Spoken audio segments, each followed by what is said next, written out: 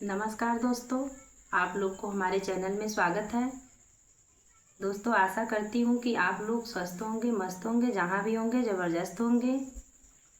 दोस्तों, सावन आने वाला है, उसके उपलक्ष्य में मैं एक भोले जी का गीत प्रस्तुत करने जा रही हूँ। अगर ये मेरा वीडियो अच्छा लगे तो लाइक शेयर सब्सक्राइब करिएगा।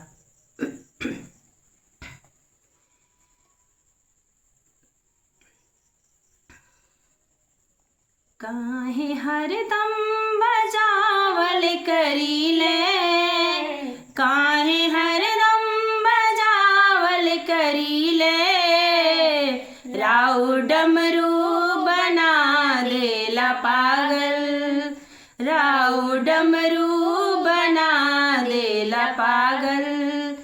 काहे हरदम बजावल करीले, करीले, राउ डमरू बना देला पागल, राउ डमरू बना देला पागल।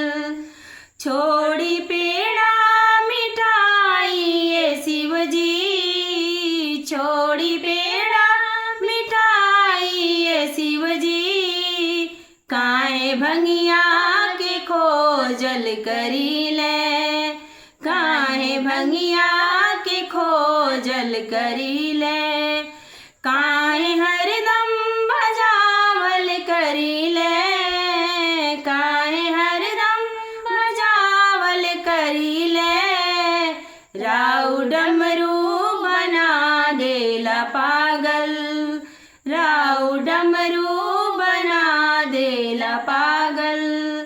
छोड़ी कोटा शिव जी, छोड़ी कोटा अटारी ये शिव जी, काहे मड़ई के खोजल करीले, काहे मड़ई के खोजल करीले, काहे हरदम बजावल करीले, काहे हरदम बजावल करीले, राउ डमरू बना देला पागल,